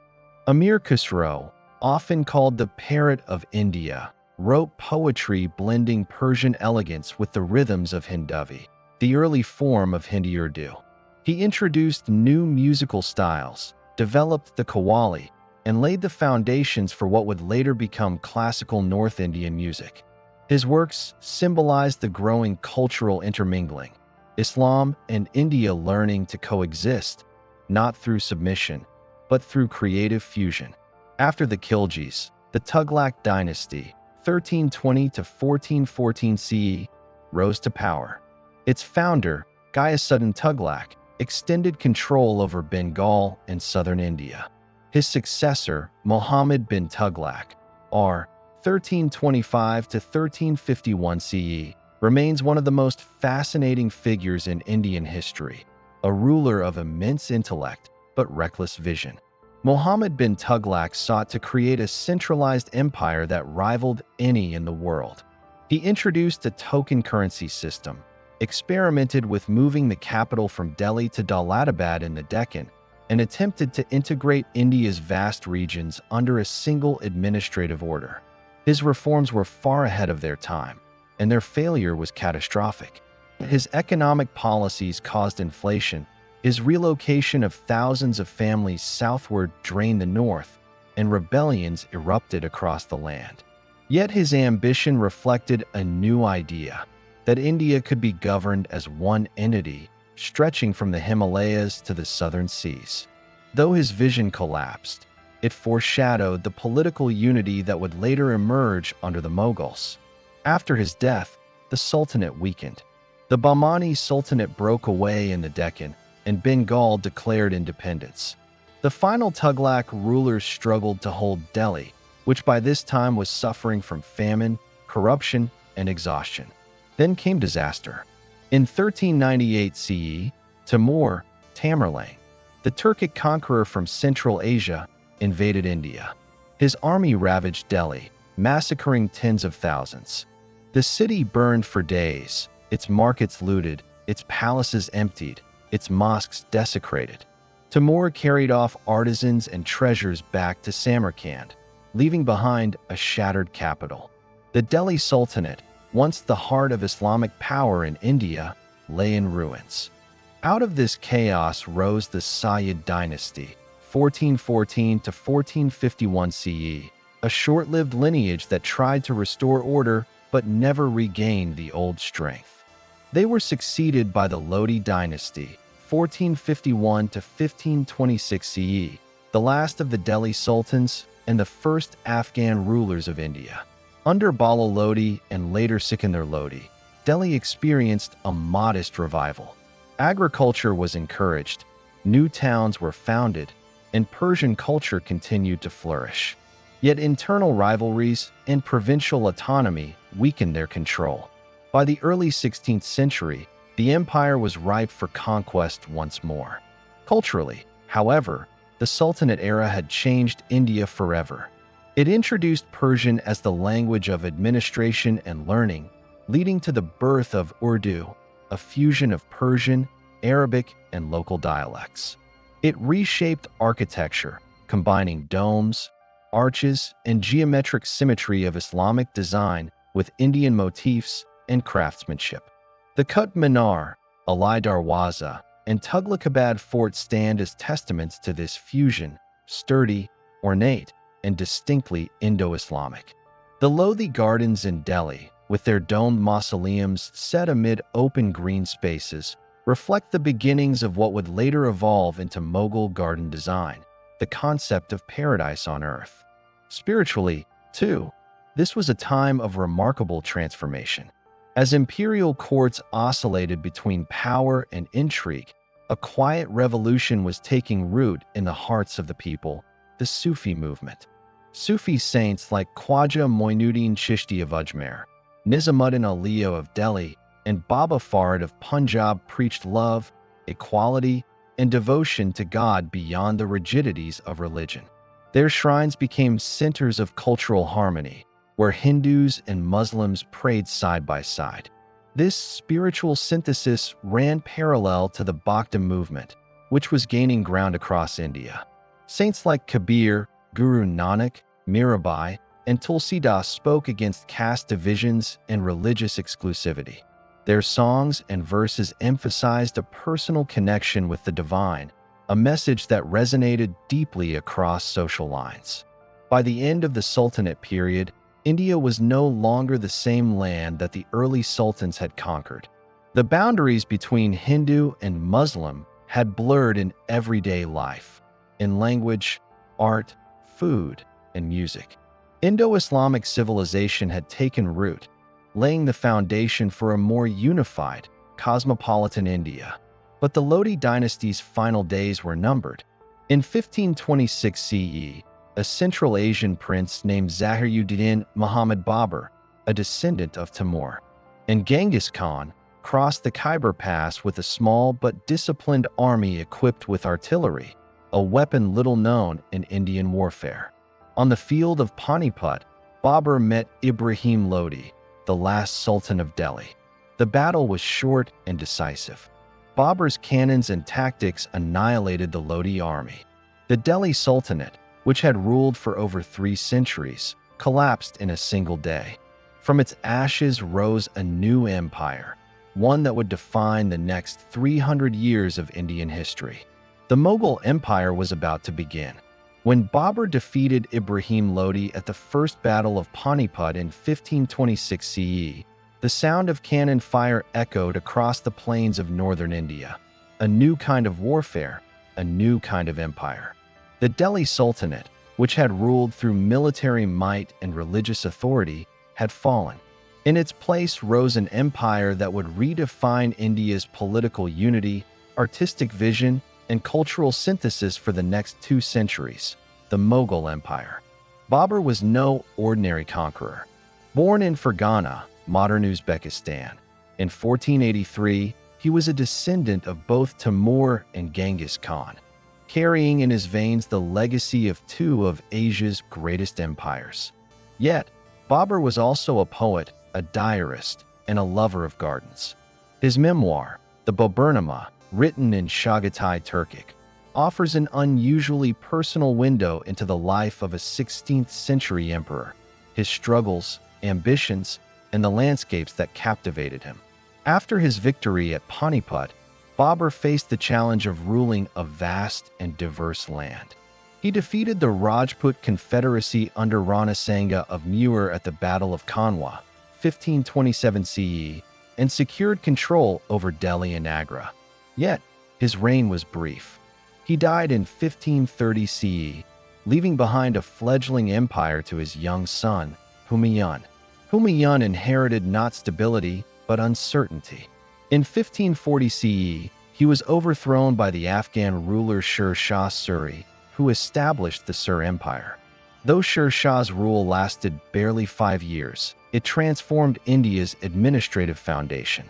He standardized currency with the silver rupiah, reformed taxation, built the Grand Trunk Road from Bengal to the Indus, and strengthened postal and trade networks. These innovations would later become integral to Mughal governance. Humayun eventually reclaimed his throne in 1555 CE, but fate gave him no peace. He died a year later after falling from the stairs of his library. Yet from his turbulent legacy emerged one of history's greatest rulers, his son, Jalaluddin Muhammad Akbar, known simply as Akbar the Great. When Akbar ascended the throne in 1556 CE, he was only 13. The empire was unstable, threatened by Afghan insurgents and Rajput resistance. But Akbar's mind was unlike any before him, pragmatic, curious, and visionary. Under his reign, the Mughal Empire transformed from a kingdom of conquest into an enduring civilization. Through careful diplomacy and strategic marriage alliances, Akbar integrated the Rajputs into his administration. He respected their autonomy, honored their traditions, and wove them into the imperial structure. His victories at Chittor, 1568 CE, and Ranthambore, 1569 CE, cemented Mughal supremacy in Rajasthan. Akbar reorganized the empire's administration through a rational and efficient bureaucracy. His Mansabdari system classified officials according to rank and military command, ensuring loyalty and accountability. Revenue reforms, guided by his minister Raja Todar Mal, established fair taxation based on land measurement and productivity. But Akbar's true legacy lay in his mind, vast, inquisitive, and revolutionary. He abolished the jizya, tax on non-Muslims, encouraged interfaith dialogue, and established the Ibadat Khana at Fatehpur Sikri, where scholars of Islam, Hinduism, Christianity, Jainism, and Zoroastrianism debated philosophy and theology. Disillusioned with religious orthodoxy, Akbar developed his own spiritual synthesis, the Din-i-Ilahi, a humanist creed emphasizing reason, morality, and universal peace. Fatehpur Sikri, his capital, became a masterpiece of Mughal architecture, blending Persian symmetry with Indian artistry. The Buland Darwaza, the Jama Masjid, and the graceful palaces of red sandstone reflected Akbar's vision of empire, grand, inclusive, and timeless. By the time of his death in 1605 CE, Akbar ruled over most of northern and central India, from the Hindu Kush to Bengal and from Kashmir to the Deccan. His rule marked the high point of imperial consolidation and cultural pluralism, a model rarely matched in world history. His son, Jahangir, r. 1605 to 1627 CE, inherited a stable empire. Jahangir was more an artist than a warrior, more patron than conqueror. His court shimmered with refinement. The Mughal miniature painting reached its zenith under his patronage, blending Persian elegance with naturalistic Indian detail.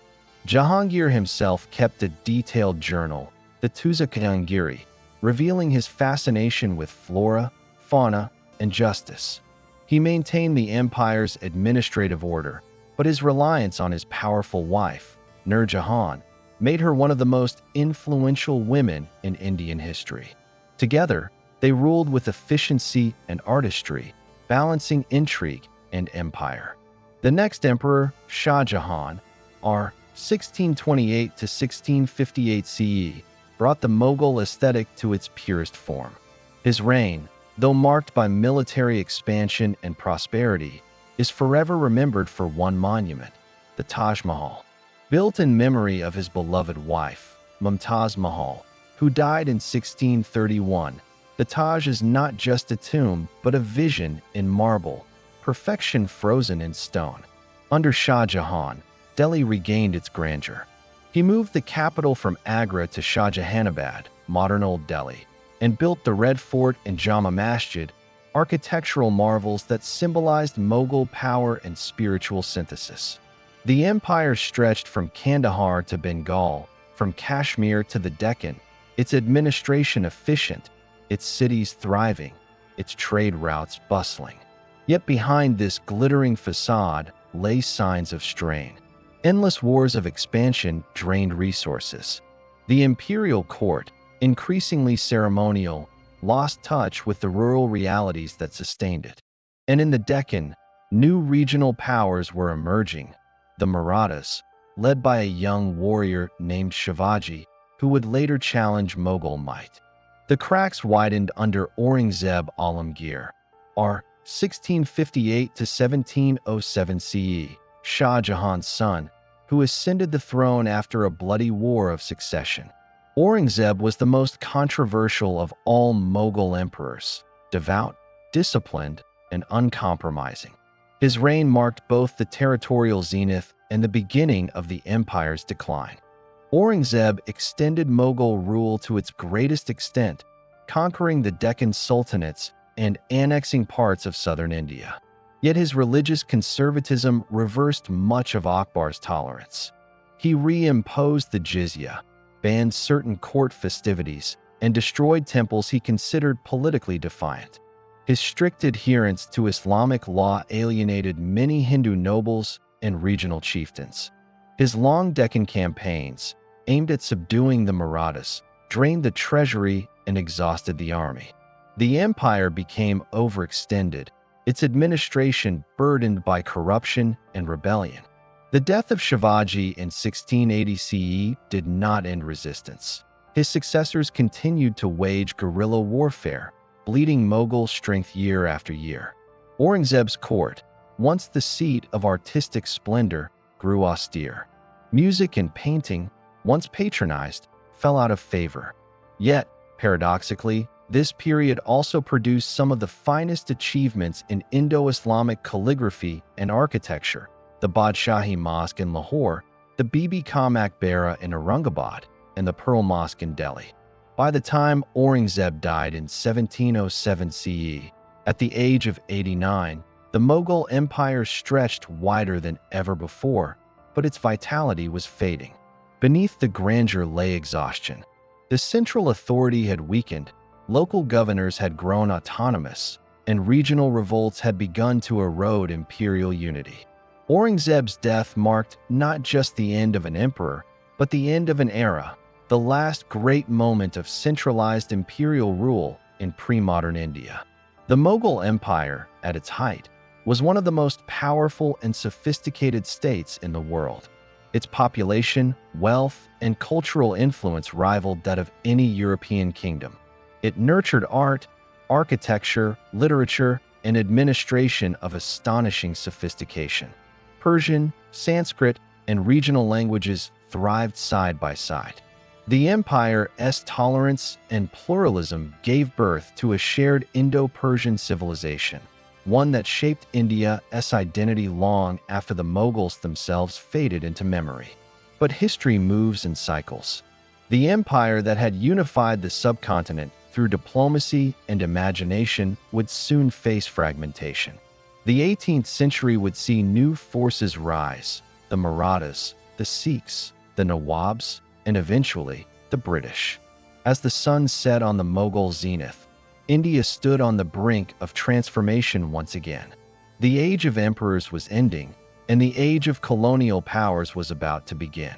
When Aurangzeb Alamgir died in 1707 CE, he left behind the largest empire ever built in India, but also one deeply fractured. For nearly half a century, Aurangzeb had ruled with an iron will, fighting wars across mountains, jungles, and deserts. He expanded Mughal lands farther than any emperor before him, yet the weight of that expansion proved unbearable. The empire he left to his heirs was stretched thin, its treasury drained, and its people weary. The Mughals had ruled India through diplomacy, tolerance, and art. Now, under the later emperors, these pillars began to crumble. After Aurangzeb's death, a fierce struggle for succession broke out among his sons. Bahadur Shah I managed to seize the throne, but was already in his 60s.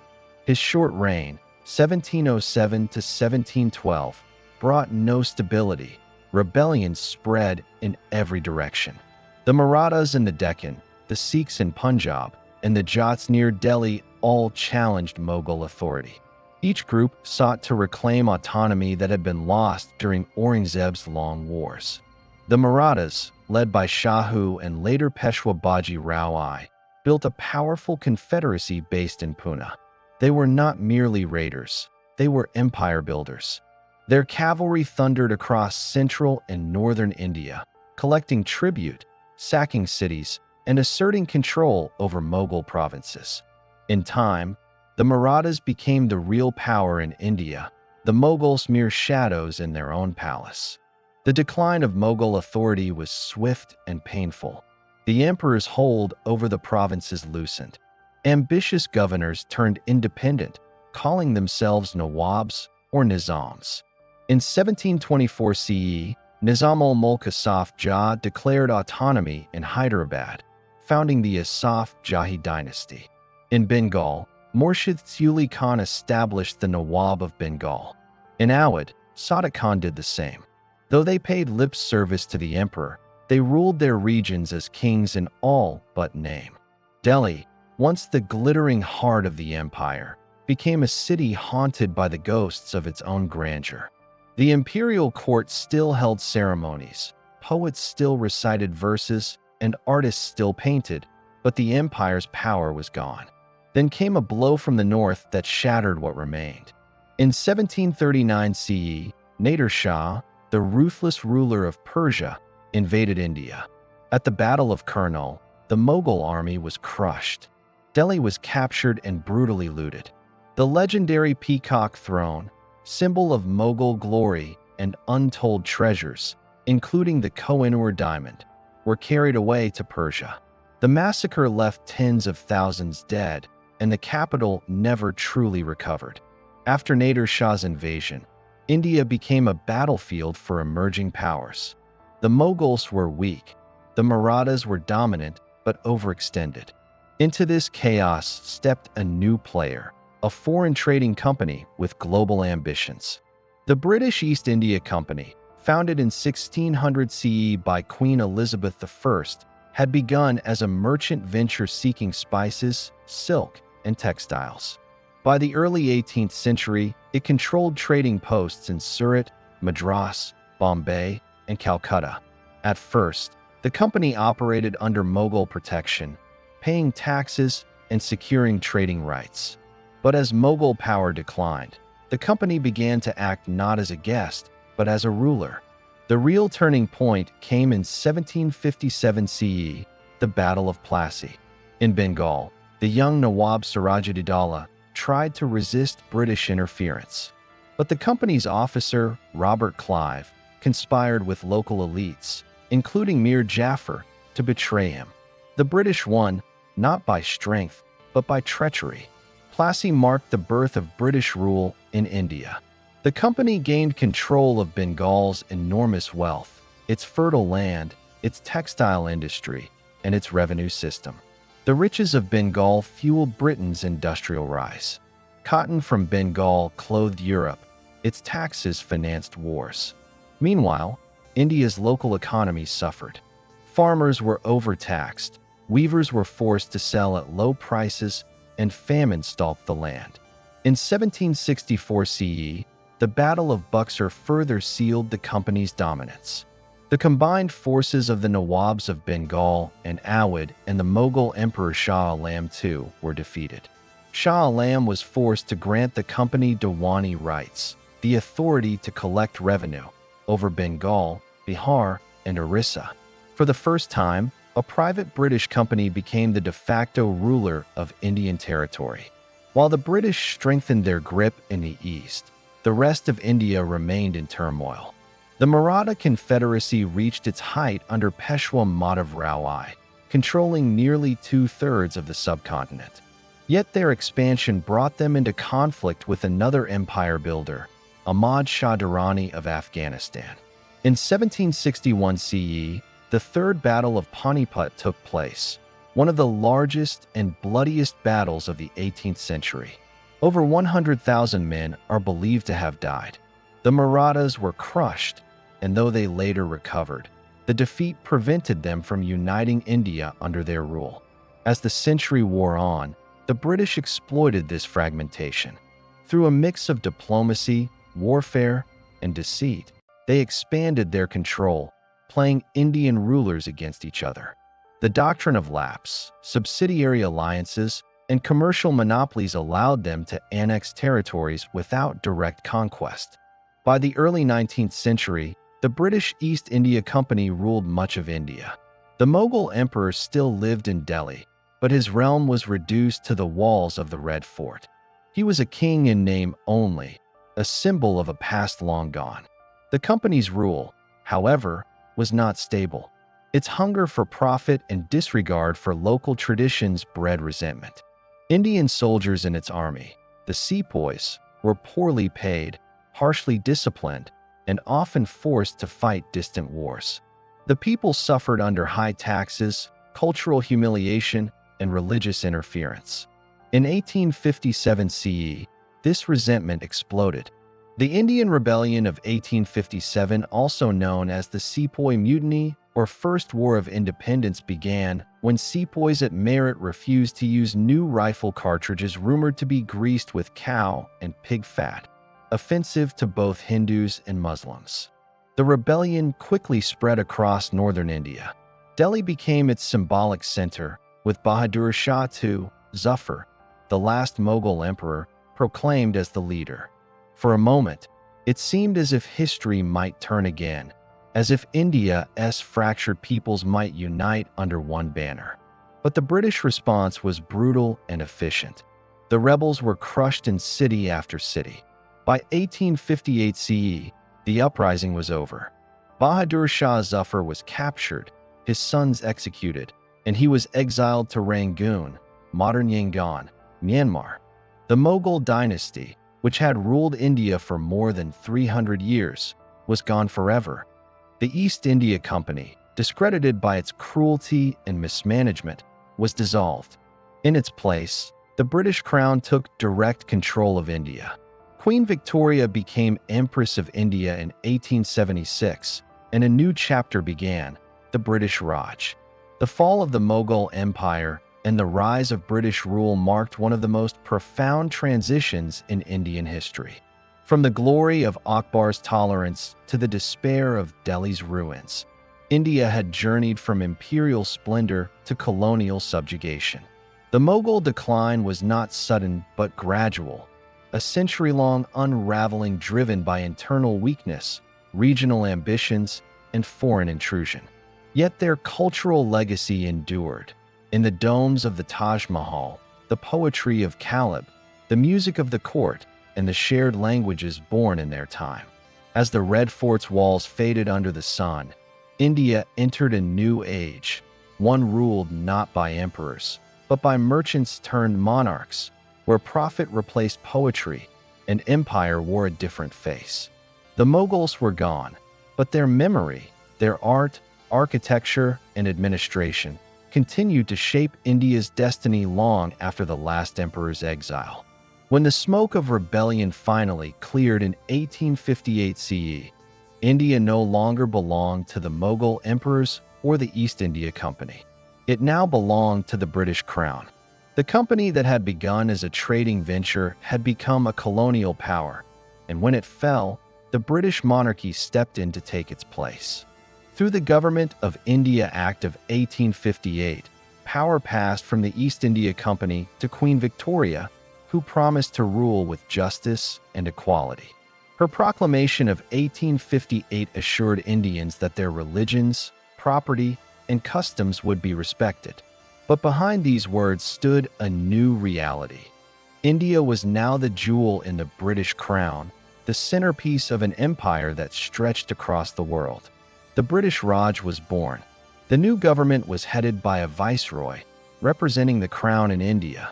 The first was Lord Canning, who oversaw the reorganization of the administration after the 1857 revolt. British officials controlled the army, the railways, the law, and the treasury. Indian princes still ruled many regions as princely states, but under strict British supervision. A web of railways, telegraphs, and roads began to spread across the subcontinent, not for Indian benefit, but for imperial efficiency. By 1900, India had over 25,000 miles of railway, linking ports, mines, and markets. The railways made it easier to move troops and export raw materials like cotton, tea, and coal to Britain. The British also introduced English education. Schools and universities were established in Calcutta, Bombay, and Madras. While this created a small class of educated Indians, it also served to produce clerks and administrators loyal to the empire. The new education system, however, sparked something unexpected: a generation of Indians who began to think critically about freedom and equality. Economically, the Raj reshaped India into a colony of extraction. British industrial goods flooded Indian markets, destroying local crafts and industries. Farmers were forced to grow cash crops, indigo, opium, and cotton, instead of food. Recurrent famines followed. Between 1876 and 1878, a terrible famine struck southern India, killing millions. Meanwhile, grain exports to Britain continued. This imbalance, prosperity for Britain, poverty for India, became one of the defining features of the Raj. By the late 19th century, educated Indians began to organize. They formed societies, newspapers, and reform movements. Raja Ram Mohan Roy, often called the father of modern India, had already begun the Brahmo Samaj earlier in the century, promoting education, women's rights, and the abolition of harmful practices like sati, widow burning. Later thinkers like Swami Vivekananda revived pride in Indian spirituality, telling the world that India's soul was not broken, it was only sleeping. The Arya Samaj, founded by Swami Dayananda Saraswati, encouraged Indians to return to the moral values of the Vedas, free from superstition and foreign control. In 1885, a historic moment arrived, the founding of the Indian National Congress, Inc., in Bombay. What began as a modest gathering of lawyers, teachers, and journalists would soon become the main platform for India's political awakening. Early leaders like Dadabhai Naoroji, Surendranath Banerjee, and Gopal Krishna Gokhale believed in dialogue and reform. They asked for greater Indian participation in government, not full independence, yet. Dadabhai Naoroji, in his book Poverty and Un-British Rule in India, 1901, exposed the economic drain of India's wealth to Britain. His calm, reasoned voice was the start of a deeper resistance, one that would grow louder in the coming century. At the dawn of the 20th century, the Raj seemed secure. But beneath the surface, resentment was growing. The British divided Indians by race, religion, and class. Indians were excluded from top jobs and faced constant discrimination. In 1905, the British partitioned Bengal, claiming it was for administrative ease. In reality, it was a move to weaken the growing nationalist movement by dividing Hindus and Muslims. The partition sparked massive protests, the Swadeshi movement, where Indians boycotted British goods and promoted local industries. New leaders emerged: Bal Gangadhar Tilak, Lala Lajpat Rai, and Bipin Chandra Pal, known together as the Lal Bal Pal Trio. Their call was louder and fiercer. "Swaraj is my birthright, and I shall have it." Tilak's words became the anthem of a generation. Simultaneously, revolutionary movements took shape across the country. Secret societies formed. Newspapers and pamphlets spread nationalist ideas. The Ghadar movement among Indians abroad and local uprisings within India signaled that the age of petitions was ending. The British responded with new repressive laws, arrests, censorship, and executions. Yet the spirit of freedom kept spreading. The turning point came with one man, Mohandas Karamchand Gandhi. Returning from South Africa in 1915, Gandhi brought with him a new philosophy: satyagraha, the power of truth and nonviolent resistance. Under his leadership, India's struggle transformed from scattered protests to a united moral revolution. Gandhi's message was simple: resist injustice, but without hatred. His first campaigns, in Champaran 1917 and Kedah 1918, won justice for poor farmers and showed that peaceful protest could defeat imperial arrogance. World War I, 1914 to 1918, had drawn India deeper into British wars. Over 1 million Indian soldiers fought overseas and thousands died. Yet after the war, promises of reform were broken. Instead came the Rowlatt Act, 1919, which allowed arrests without trial. The outrage exploded in Amritsar. On April 13, 1919, British troops under General Dyer opened fire on a peaceful crowd at Jallianwala Bagh, killing hundreds. The massacre shocked the world and changed India forever. Gandhi called for non-cooperation. Millions boycotted British schools, courts, and clothes. The spinning wheel, charkha, became a symbol of resistance as Indians began to weave their own cloth. The movement united rich and poor, Hindu and Muslim, men and women, at least for a while. In 1930, Gandhi launched the Salt March, walking 240 miles to the sea at Dandi to break the British monopoly on salt. This simple act of defiance inspired millions across India and the world. British jails were filled with protesters, but the moral victory was India's. Meanwhile, other leaders rose beside Gandhi: Jawaharlal Nehru, modern and visionary; Subhash Chandra Bose, bold and militant; and Sardar Vallabhbhai Patel, the iron organizer. The Indian National Congress now demanded full independence, Purna Swaraj. On January 26, 1930, India's tricolor flag was raised for the first time as a symbol of that dream. The British, realizing India could no longer be ruled as before, introduced limited reforms. The Government of India Act, 1935, allowed partial self-government, but real power remained with the viceroy. Then came World War II, 1939 to 1945. Without consulting Indian leaders, Britain declared India part of the war.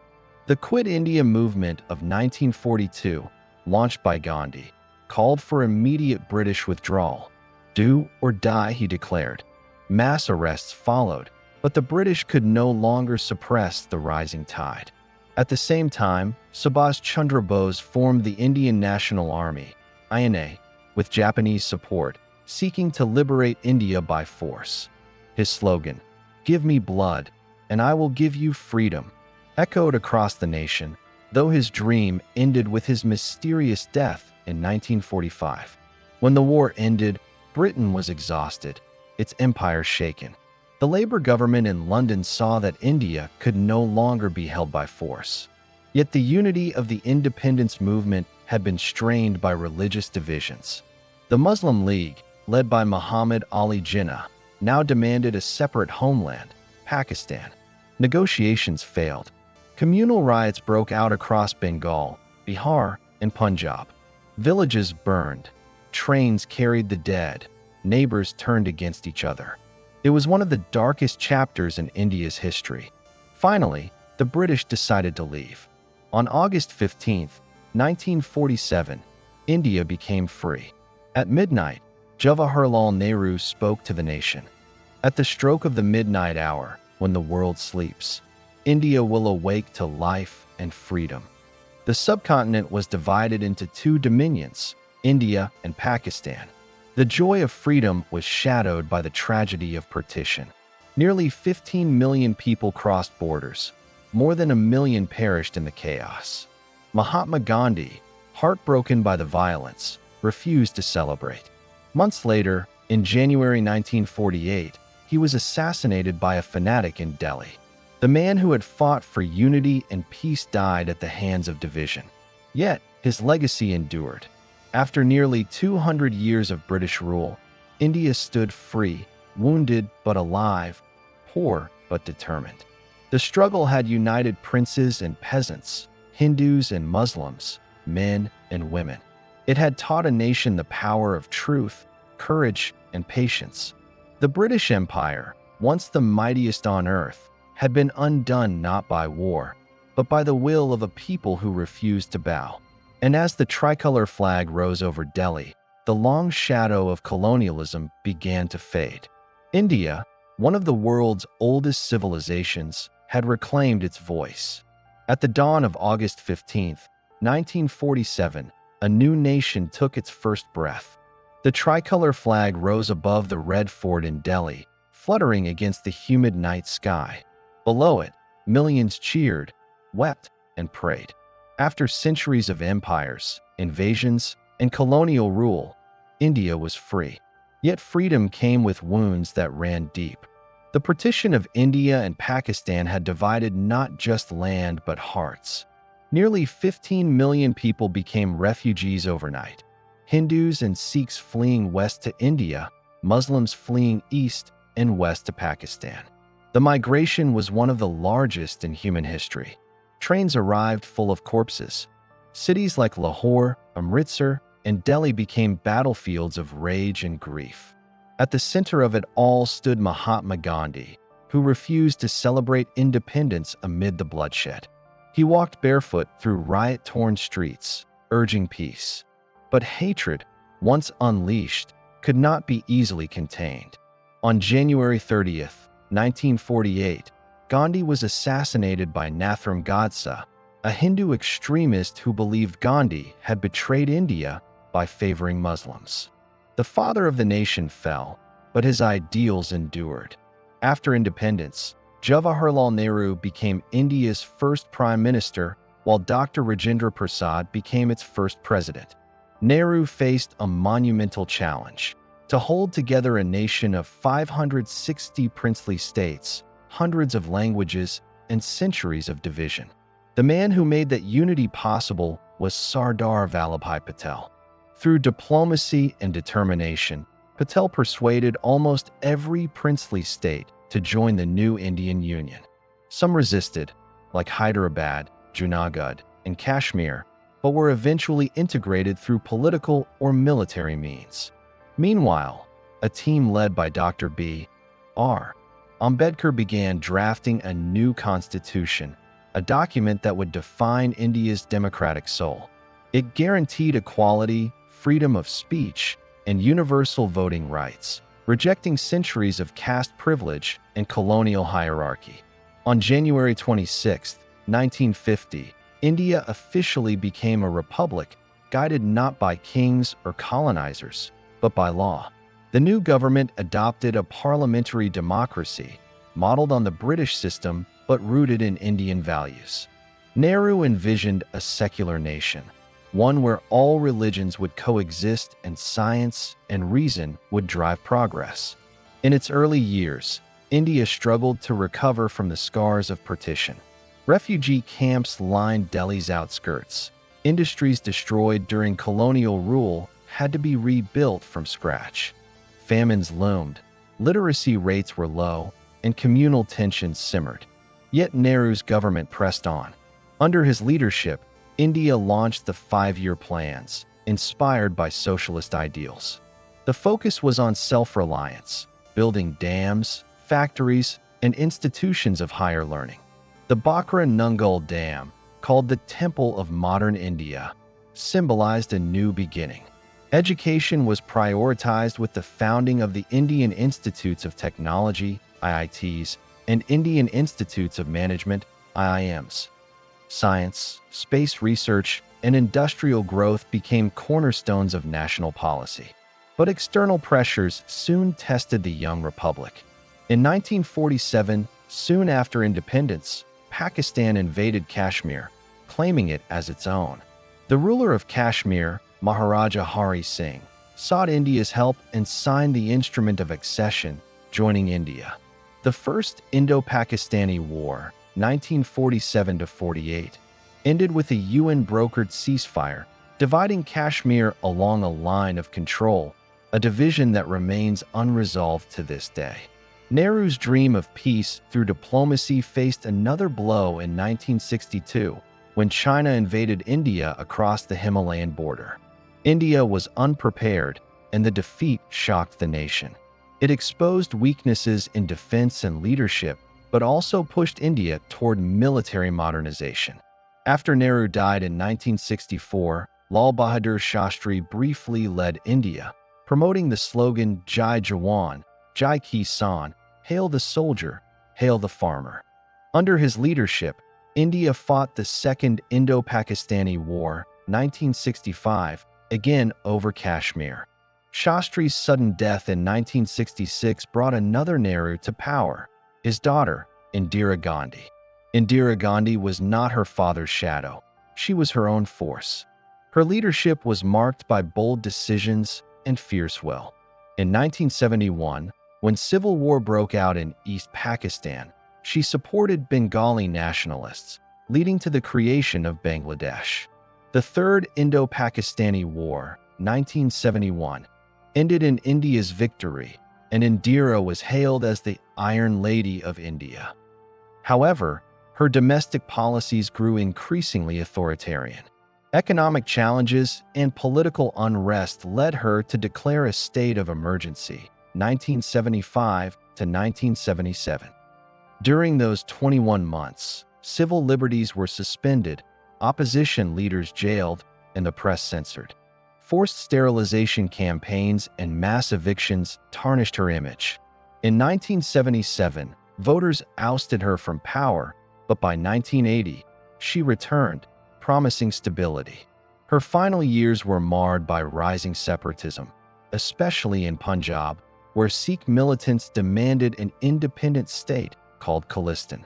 In 1984, she ordered Operation Blue Star, sending the army into the Golden Temple at Amritsar to flush out militants. The attack deeply hurt Sikh sentiments. Months later, on October 31, 1984, Indira Gandhi was assassinated by her own Sikh bodyguards. The event triggered anti-Sikh riots across northern India, killing thousands. Her son, Rajiv Gandhi, took over as prime minister.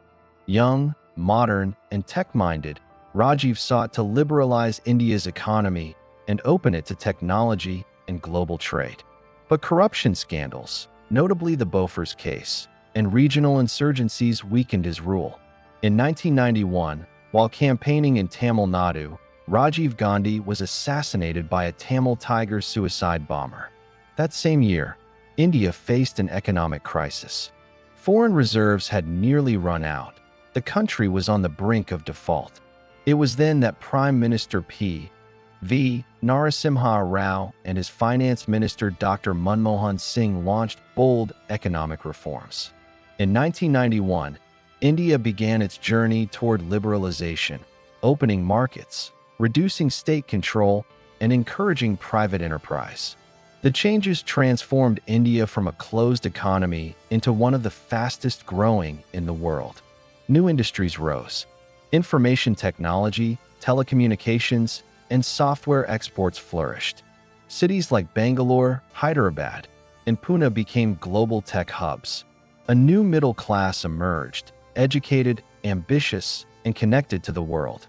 Meanwhile, India's democracy matured. Regional parties gained strength, coalition governments became common, and power began to decentralize. The 1990s also saw a surge in cultural confidence, from Bollywood's global reach to India's growing diaspora influence. However, challenges persisted: poverty, corruption, and communal violence. The Babri Masjid demolition, 1992, in Ayodhya reignited Hindu-Muslim tensions, shaping Indian politics for decades. As the new millennium dawned, India entered the global stage as a rising power. Atal Bihari Vajpayee's government, 1998 to 2004, conducted nuclear tests at Pokhran, asserting India's strategic independence. His leadership also initiated peace talks with Pakistan and major infrastructure projects like the Golden Quadrilateral Highways. In 2004, the United Progressive Alliance, UPA, led by Dr. Manmohan Singh, returned to power.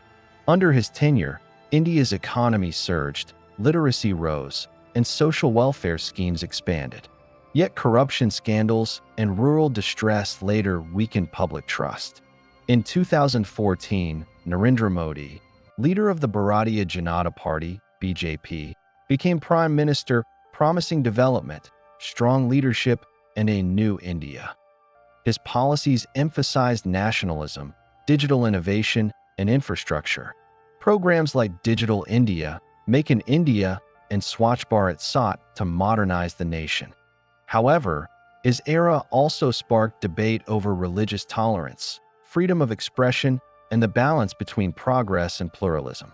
India's democracy, vibrant yet complex, continued to wrestle with its contradictions. Meanwhile, India's global influence grew. It became a member of the G20, launched the Chandrayaan lunar missions, and played a major role in global diplomacy. In 2023, India became the world's most populous nation, a symbol of both its vast potential and immense challenges. From Indus Valley cities to modern metropolises, from Vedic hymns to satellite launches, India's story remains one of survival and reinvention. Its democracy, despite flaws, has endured longer than any other in the post-colonial world. Its culture, rooted in ancient philosophies yet open to change, continues to shape global thought, art, and technology. Today, India stands as a paradox, ancient yet modern, divided yet united, poor in parts yet rich in spirit. It has faced wars, famine, terrorism, and political upheaval, but its core, the idea of India, has endured. As the sun sets over the same Ganges that nourished the first farmers of the Indus Age, one truth remains. Civilizations may rise and fall, empires may come and go, but India, in its essence, is eternal.